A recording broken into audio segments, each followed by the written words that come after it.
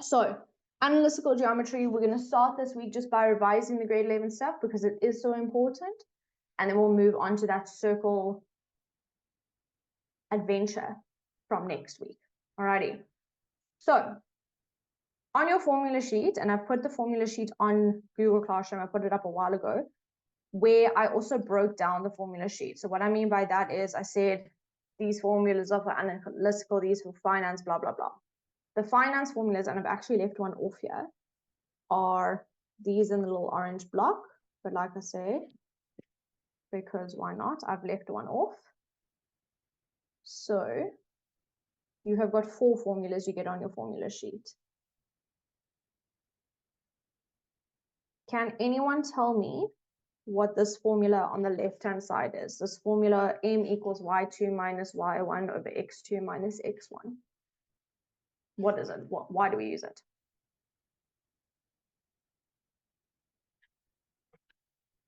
Nice, Lumelo. It is your gradient formula. So think back to straight lines. Y equals mx plus c, gradient. Just as well, question, does the layout of the formula sheet stay the same? Yes. Okay. I'm pretty sure it's been the same since even I was in school. I feel like it hasn't changed. So unless we were to bring in a whole new topic into your syllabus, it's not going to change. So what you see now in my breakdown is exactly what you'll see at the end of the year. Yeah. Okay, good. So that's your gradient. Lowercase m is your gradient. What then is the uppercase M formula? Does anyone know?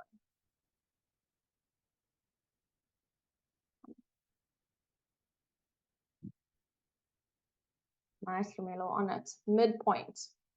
So midpoint basically allows you to find the middle point of any line segment's gradient. The gradient of any line segment's midpoint. I don't know which is better English-wise, but you know what I mean. What is the D formula?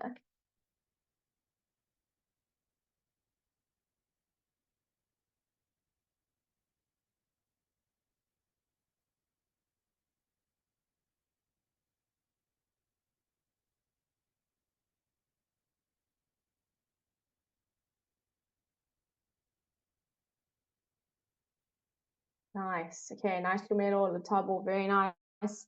It is your distance formula. So if you want the distance or the length of a line segment, you use the distance formula. What is this formula at the bottom, this tan theta formula? What does that help us find?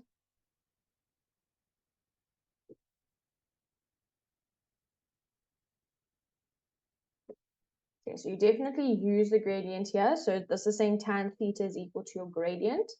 What does it help you find? Nice. Okay. Nicole, I hope I'm saying that correctly. Correct me if I'm wrong. This is your angle of inclination.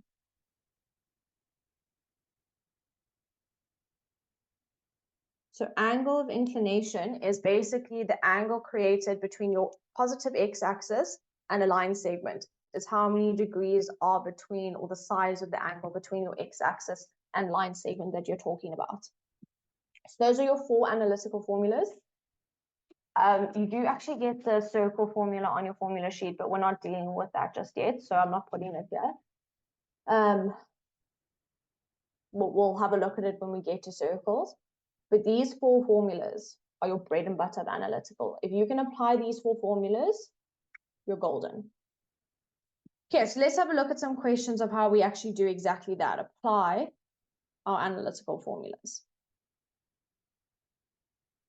So what I've done is for today's lesson is to quite literally grade 11 past papers. And I've said this to you before. When in doubt, start with 11 past papers and then you move on to grade 12 past papers. Get your foundations right before you move on up. So 3.1 says, and it starts at question 3. Sorry, I'm just saying all the things here. It starts at question 3 because if you go to any past paper and even the grade 12 past papers, question 1 and 2 is stats, 3 and 4 sometimes 5, analytical geometry, 5 if it's not analytical, 6 sometimes 7, trig, and then the rest of your paper is Euclidean geometry. So, and I said this before, if you start going through past papers, you start to see exactly what you're going to find. You're going to see that question 1 or 2 is always this. Sometimes they even go so far as question 1 is a frequency table or an ogive, and question 2 is line of regression. Okay, so the more you start to do past papers, the more you can get a feel of how the questions are going to be asked. Okay, so collinear points are points that lie on a straight line. A at negative 8, 0, B, x, negative 5, x, negative 5, negative 8, and C, x, negative 14 are collinear. Calculate the value of x. My English here is shocking, so we're just going to pretend that I can't speak English. We're just going to go with it. But basically, I'm saying these 3 points are collinear. Calculate the value of x. Now that's wonderful. What does collinear mean?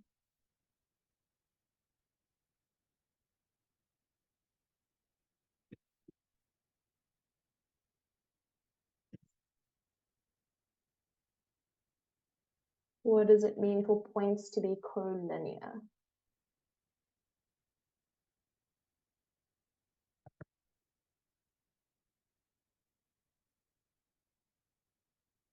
Nice one, Yankosi. Okay, so they all lie on the straight line, which means that they all have the same gradient. What that means is between any 2 points, your gradient will be the same. I really struggled to draw anything in the last lesson. So if you, this is by, let's not even draw a diagonal. This is not in any way accurate. Please just bear that in mind. You've got point A, negative 8, 0. Point B, x, negative 5, negative 8. Cool. And point C, x, negative 14. They are all on the same straight line.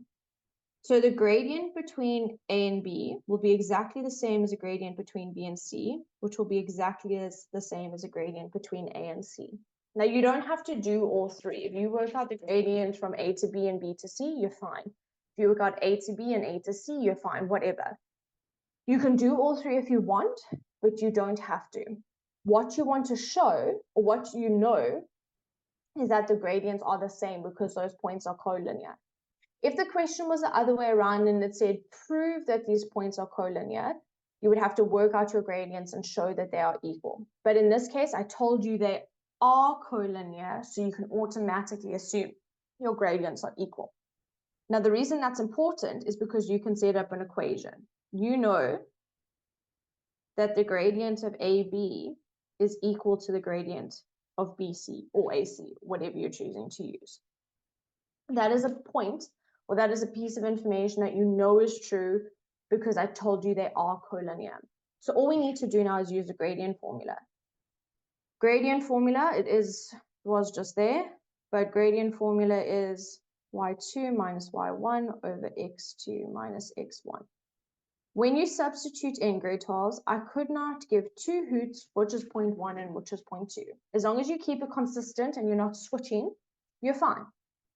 So I'm going to say for the first gradient, so of AB, this is 0.1, no, okay, 0.1, 0.2.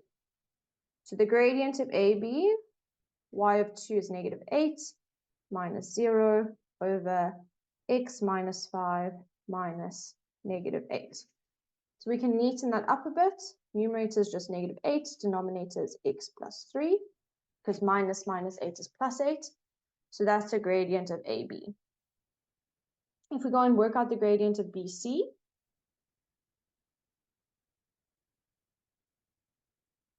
B is already 2, so I'm now going to make C 1.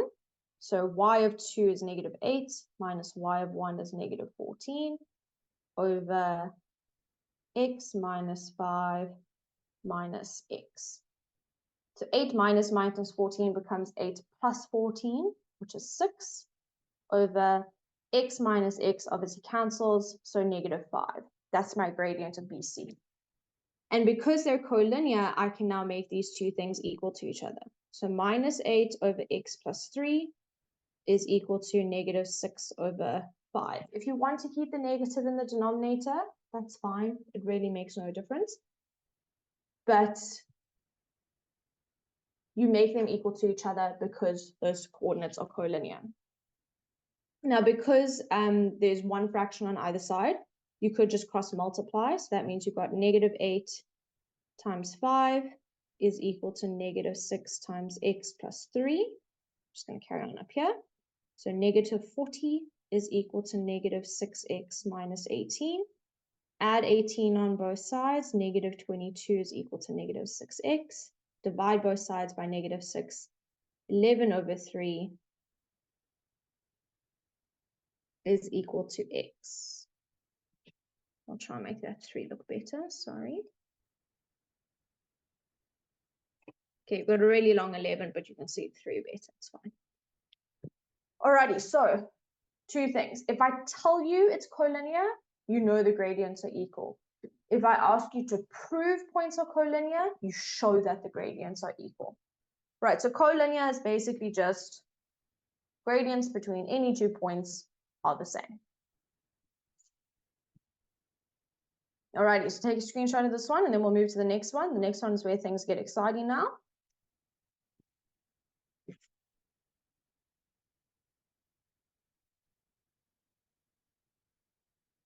So question 3.2, we've now got an actual diagram that we're going to work with.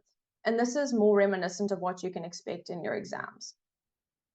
So 3.2 says A is at 2, 10, B at 6, negative 2, and C at 0, negative 6 are vertices of a triangle.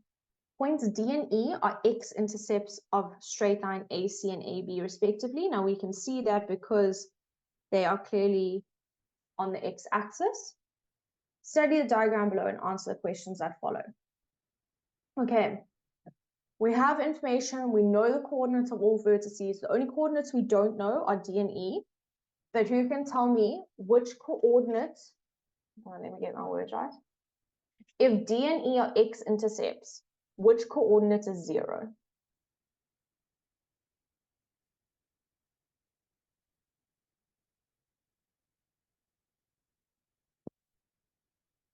Nice, Camilo. Nice, Nicole. Okay, guys, exactly. So x-intercepts was y is equal to 0. So we know that this is an x-coordinate of E and 0. We know that this is the x-coordinate of D and 0. That might be important later. It might not be. Depends what we're trying to do, but just bear it in mind. So the first question says, calculate the coordinates of M, midpoint of BC. Now here's BC. There's no M on it, but that doesn't matter. I don't have to give you or show you the coordinates that I'm talking about. Once you've calculated what M is, you can indicate it for yourself so that it's there, but all I want is the midpoint. Okay, so I want you to try this by yourselves because it's a nice, easy one. I will write the midpoint formula here for you.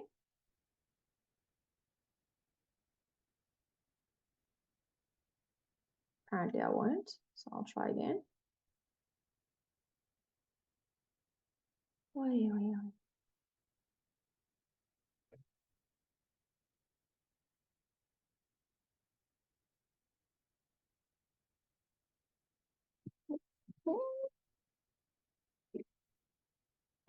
Work out the midpoint. I'm sure you all know the formula.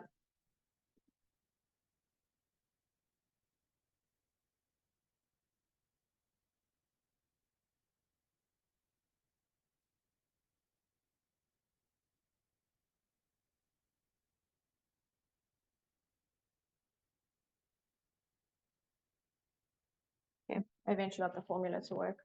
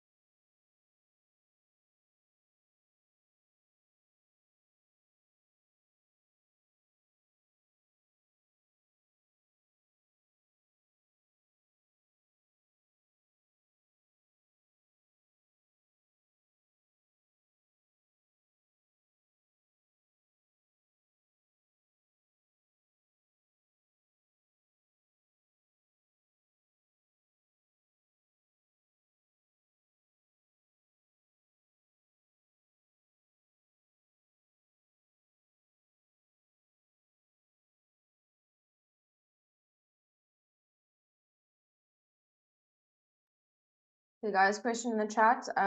When we're starting calculus, if you go onto the website, there is a schedule there. I don't remember off the top of my head. We start calculus after analytical. So as soon as we finish this section, we start with calculus.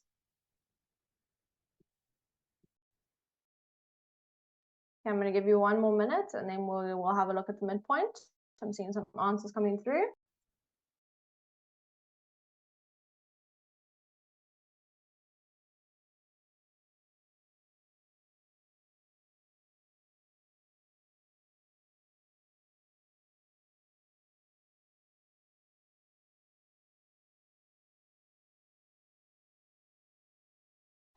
Yeah.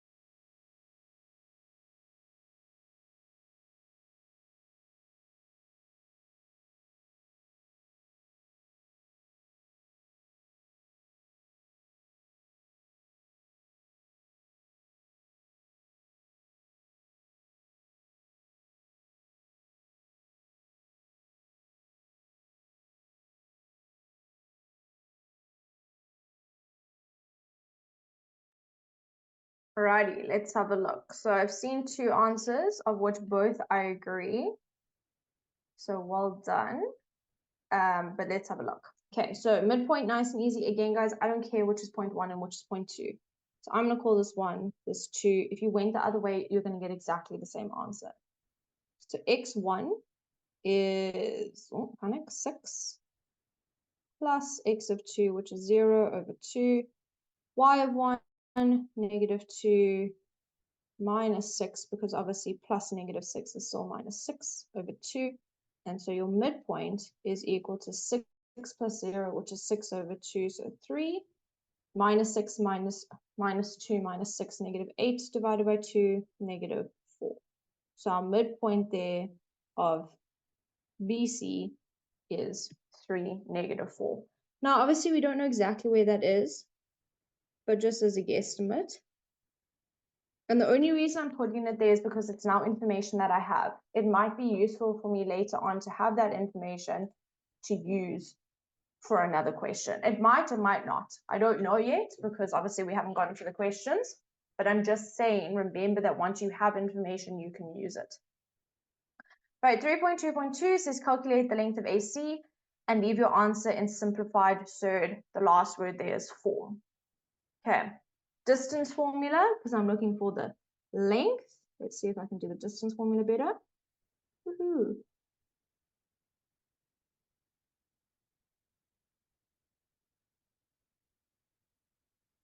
Okay, so distance formula comes from Pythagoras. So just remember, you should have squared roots. It originates from Pythagoras.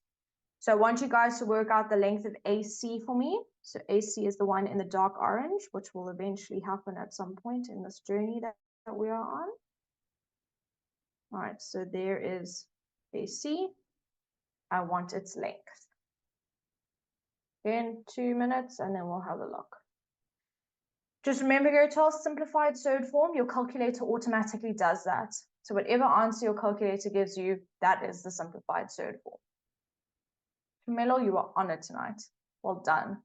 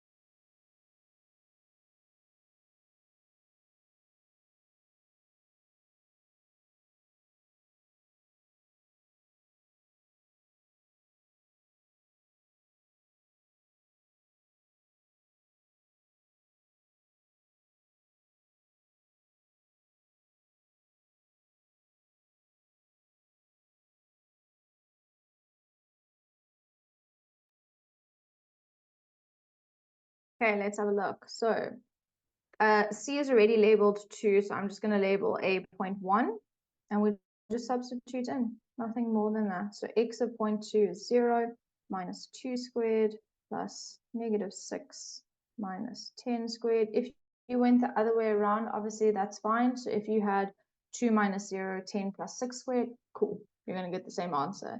And you end up with 2 root 65.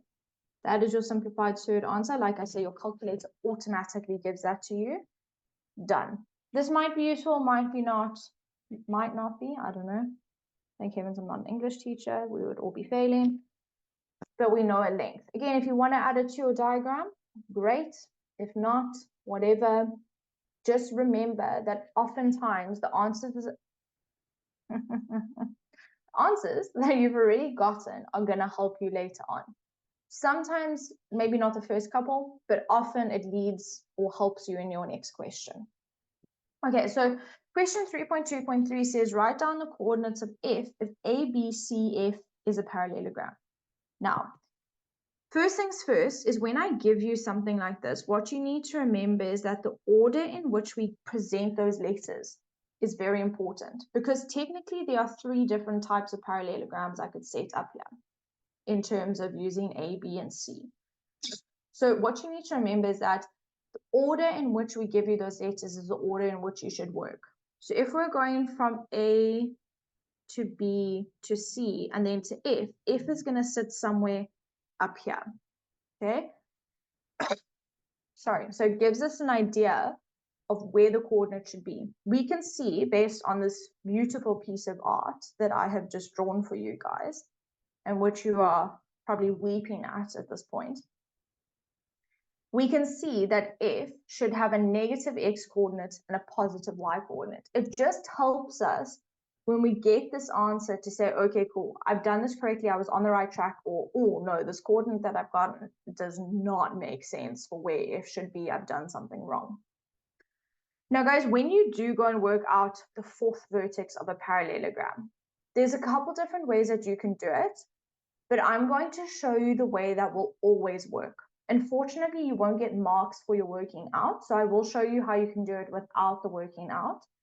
But because I know that it's not necessarily something everyone is comfortable with, I'm going to show you the method that will always work and that is really nice and easy. And then I'll quickly show you how you can do it by inspection. Either one is absolutely fine, because like I say, at the end of the day, you're actually only going to get 2 marks for this, a mark for the x coordinate, a mark for the y coordinate. There's no working out marks because you can do it by inspection. Okay, so I'm going to show you how to do it if you're not super comfortable and you don't know exactly how to do it. And then, like I said, I'll show you how you do it by inspection. And the sort of way we do it with the formula is to go back to what we know our properties of a parallelogram are. Now, there are many, there are many properties of a parallelogram, so I'm going to narrow down my question to you. What are the properties of a parallelogram's diagonals that you know of?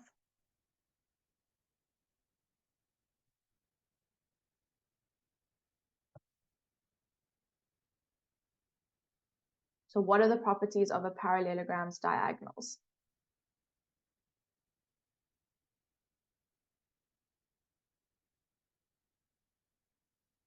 Okay, I've got one answer. I want to see who else can give me something.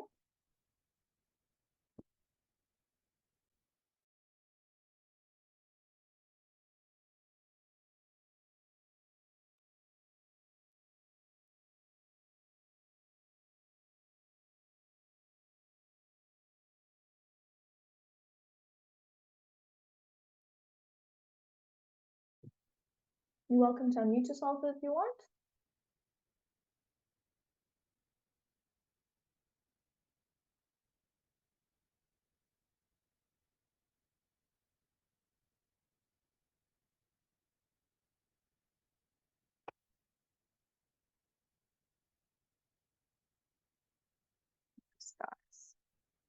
Okay, I'm getting a lot of direct messages. You guys need to have confidence. You've got this.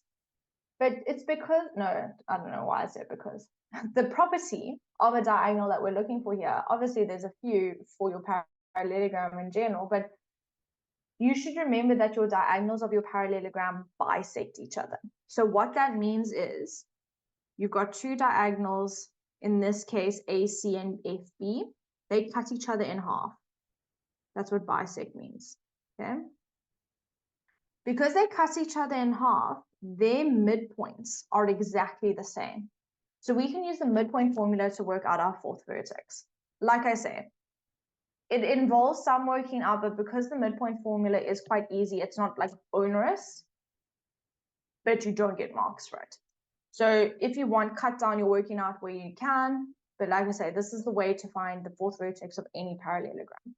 So we're going to use our midpoint formula. So we obviously only know the coordinates of AC in completion at the moment, if that makes any sense. So we can work out the midpoint of AC, because we know once we know the midpoint of AC, it's exactly the same for BF. So the midpoint of AC would be 2 plus 0 over 2. Obviously, double check that you haven't worked this out already, but we worked out the midpoint of BC, not AC, so that sucks, but we move. And then 10 minus 6 over 2. So the midpoint here is 1, 2. That therefore means that your midpoint of BF is also 1, 2, because your diagonals, and you do need to give reasons, of your parallelogram bisect. Now, there's no like specific reason you have to write. Basically, just write the property that you're working with. If you were working with opposite sides are parallel, that's what you write down. If you're working with opposite sides equal, that's what you write down. So you just sort of state the property that you've used. Okay, now that we've got that, we can go a step further. We know the midpoint, and so we know that's exactly the same for BF. So whatever the x coordinate of F is, plus the x coordinate of B is, which is 6, divided by 2. Let's try that again. And whatever the y coordinate of F is, plus the y coordinate of B, which is negative 2 over 2. And what's really nice about this midpoint formula, yeah, that word, is that you can separate them. So what I mean by that is this fraction for x must be equal to 1, and this fraction for y must be equal to 2. And you can now work with them separately. So x plus 6 over 2 must equal 1. That means that we times by 2 on both sides, and then we subtract 6, so x is equal to negative 4. And then on the other side, y minus 2 over 2 must be equal to 2, times by 2 on both sides, add 2, you get y is equal to 6. So you have worked out that the coordinates of F are at negative 4, positive 6. Now this makes sense. Remember what we said was that, all right, is that your x coordinate should be negative and your y coordinate should be positive. What we've just worked out here makes logical sense for where we thought that coordinate should be. Now, like I say, you don't have to do it like that. If you are comfortable with doing it by inspection, that's fine. I'm going to show you how to do that now. For inspection, you will have to go and work out the midpoint of AC. Let's actually do this in a different color. So you would have to go and find the midpoint of AC, but that's a nice, easy calculation. That's not onerous at all. And then what you need to bear in mind is that it's a midpoint. So the distance from your midpoint to point B must be exactly the same on the other side. So if we look at it in terms of x, got an x coordinate of 1 and an x coordinate of 6. That is a distance between those two coordinates of 5. So on the other side, we should also have a distance of 5 units in terms of x. You're going from negative 1 towards the negative x-axis 5 units. So that's negative 4. And then we do the same thing with y. From positive 2 to negative 2, that's a distance of 4 units down. So on the other side, we need to go 4 units up. 4 units up from your midpoint at 2 is then at 6. So if you want to do it, that's a weird looking 6. Let's get rid of that. If you want to do it by inspection, that is absolutely fine, right? So if you're comfortable with that, awesome, go for it. For whatever reason, I have never been comfortable with that. And I can't tell you why, because it's just counting units. I think my brain is just, it likes formulas. If you don't like it, you just use the midpoint. That's it. Camelo? Ma'am, can we work it out by looking at A, B and saying like the distance from like how do you get from B to A? And then that'll be our X, and then the same thing with Y, but then we would change the X sign because it's supposed to be negative.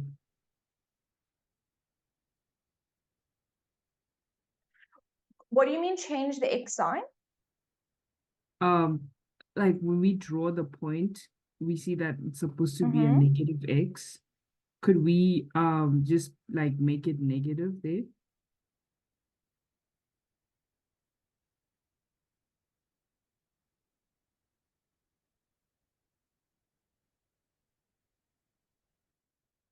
What are you making negative?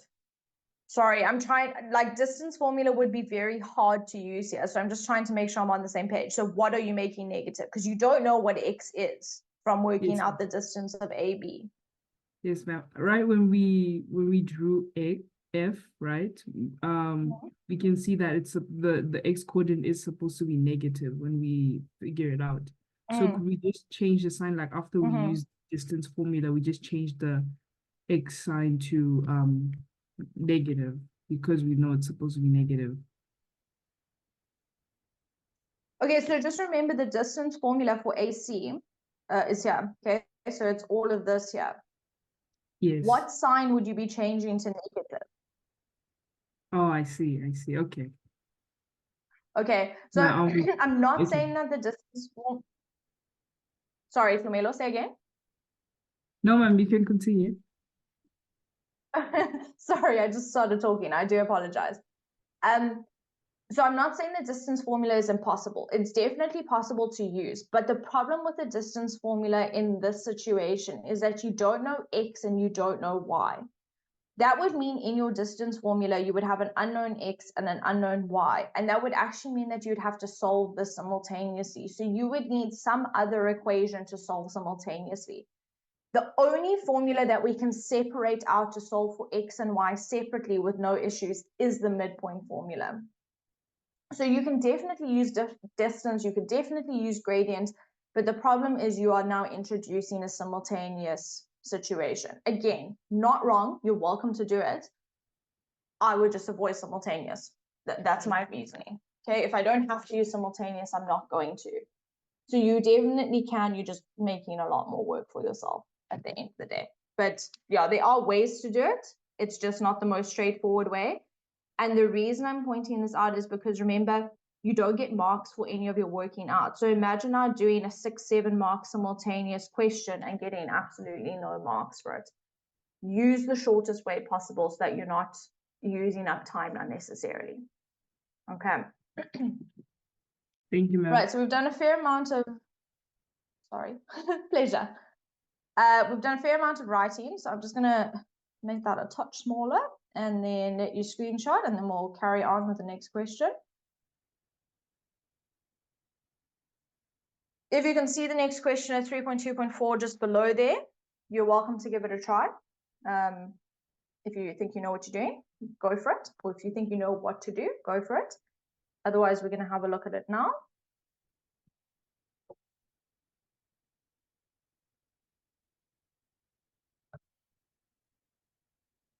Okay, so 3.2.4 says, show that ABCF is not a rectangle.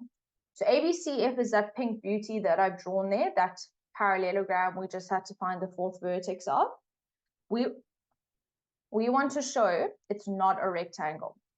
So my first question is, what properties does a rectangle have that a parallelogram does not?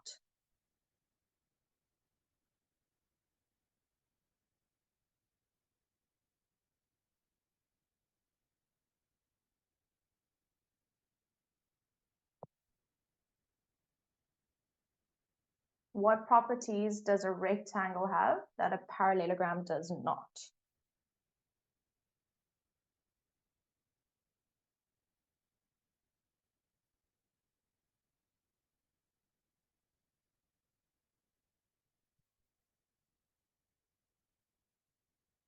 Nice, Emmanuel. Awesome. Okay, so Emmanuel said that the four angles in a rectangle are 90 degrees. Ongenkosi, lovely. So a parallel or a rectangle is different to a parallelogram because all interior angles are equal to 90. So all we actually need to do here is show that one of those interior angles is not 90 degrees. Now, the reason you don't have to do all four is because if you think of a parallel or a rectangle even, okay? I know I'm drawing a parallelogram here, but a rectangle is a special type of parallelogram. If this angle was 90, because of co-interior angles, that's 90, co-interior angles, that's 90, and okay. One angle is enough to prove that a parallelogram is not a rectangle because of co-interior angles, none of them would then be 90. All right, so as long as we can show that one of these interior angles is not 90 degrees, we're good. Now, once again, a few different ways to go and do this, but the easiest way is to use your gradients. So my next question is, once you have got gradients of two lines, or however many lines, but we're going to work with two here, how will you know from their gradients whether or not they are at 90 degrees? So whether or not those lines are perpendicular to each other. So how do you use gradients to determine whether or not an angle is 90 degrees?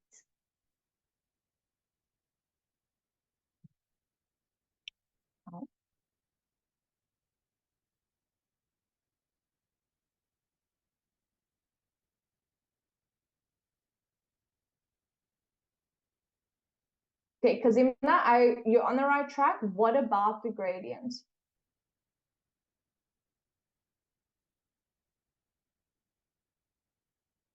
Are we saying the gradient of one line is equal to -1, the gradient of both lines? What about good? Okay, exactly. So guys, if we have worked out the gradients of two line segments or more, doesn't really matter, but we work with two, and you multiply them together. If that product is -1, they are perpendicular to each other. And that's the thought or the reasoning we're going to use here.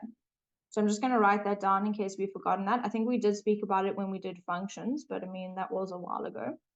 So if we have the gradient of AB, and we times that by the gradient of BC, if that is equal to -1, you have perpendicular lines, or you have a 90-degree angle. So this is the premise on which we're now going to answer this question. Make this a bit bigger again. Now, if you go back up to your diagram, you've got four angles that you could potentially work with. So you could go and work out this angle, this angle, this angle, this angle. I don't particularly care which one, you do you. But my advice is try and work with the gradients of lines where you were given the coordinates. So I would not go work out the gradient of AF and FC because you had to work out F. If you've done it wrong, you're now using incorrect values. We do see a mark, so don't stress about it. But if that F coordinate is wrong, it's likely going to lead to an incorrect conclusion in your next question. So I wouldn't do that. I would work with the coordinates that you're given. So we were given the coordinates for A and B. So I'm going to work out the gradient of AB, and of C. So I'm going to work out the gradient of BC. So it fits in nicely with what I wrote here. Gradient of AB times the gradient of BC. So I want those two gradients. And if I then find a product, if it is equal to -1, they are at right angles. If it's not equal to -1, they are not at right angles. So I want you guys to try that for me. Now that I've sort of talked through how you need to do it, I want you to work out those two gradients and see what their product is. I'll give you like 3-4 minutes and then we'll have a look.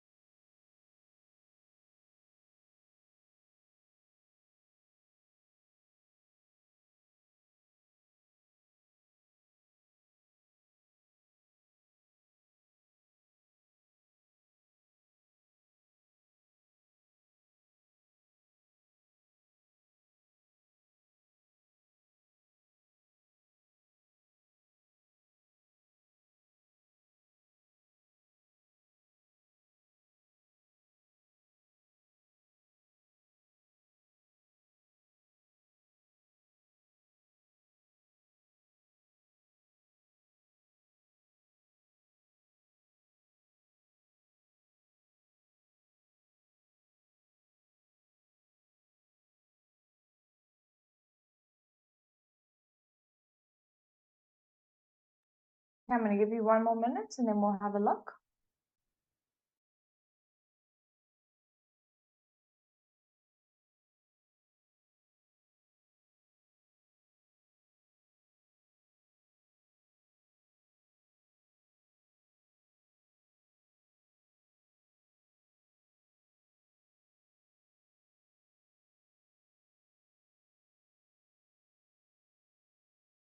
All right, so while you're finishing up, Kirsten's asked, what's my advice? What's my advice on seeing which method takes longer and to avoid it?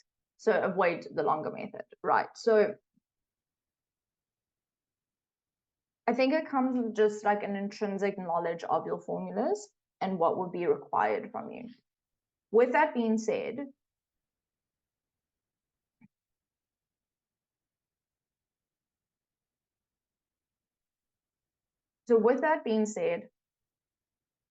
as you go through these questions, especially if you look at memos or when we do them together, I'm generally always going to tell you what the shorter method is.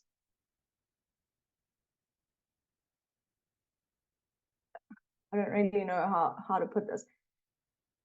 The problem is you're not going to know, unless you have like a fundamental understanding of your formulas, you're not going to know unless you start it and you start getting to a point where you're like, oh, this is way too complicated. So my advice is, like I said, understand your formulas. If you were trying to solve for 2 unknowns, so an x and a y, because nothing in your distance or your gradient formula can be separated. So what I mean by that is, it's not like you can take one of the square brackets out from underneath the square root. It's not like you can take the y2 minus y1 out from the fraction. They have to go together.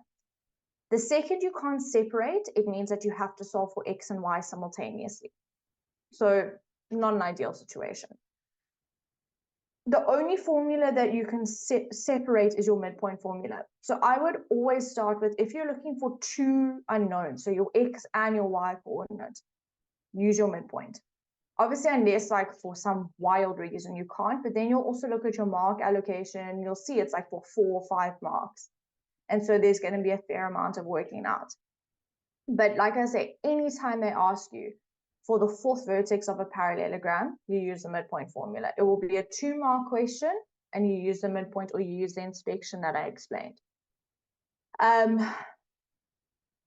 If you are going to use the distance or the gradient formula for an unknown, you will likely be given one of the coordinates. So for example, I might say something like the distance of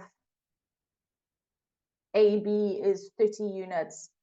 Determine the coordinate of A, and then I'd maybe leave off the 2, for example. So then I'd say x10. So you're only solving for x. Because then what's going to happen is you're going to end up with a quadratic, and then you can decide based on where it is on your Cartesian plane what the coordinate is. So generally speaking, 2 unknowns midpoint, because you can separate and solve separately. 1 unknown, you can then use anything, because there's only 1 unknown and you know everything else. Okay, so it's tricky to say, but also the likelihood of us asking you a simultaneous question in analytical is very low. I'm not saying we can't, but it would just be incredibly mean, and that's not where we would test simultaneous. We test simultaneous, that word, in algebra, and we test it in functions. We test it in sequences and series. It's more paper 1 concept than a paper 2 concept. So kind of steer away from it. It shouldn't really be something that you need in a paper 2. Okay. Okay, guys, let's have a look. Now that I've rambled, we are wanting to show that it's not a rectangle. So we want the gradient of AB. So the gradient of AB, remember, if you switched your coordinates, it doesn't matter, you're going to get the same answer. 10 plus 2 over 2 minus 6. So if you went the other way, it's cool. That gives you -3. Gradient of BC, -2 plus 6 over 6 minus 0, giving me 2 over 3. I don't know why I put 2 equal signs there, but there we go. Now, if you go and multiply those 2 things together, you do not get -1. And because of that, ABCF is not a rectangle. because the interior angles do not equal 90 degrees.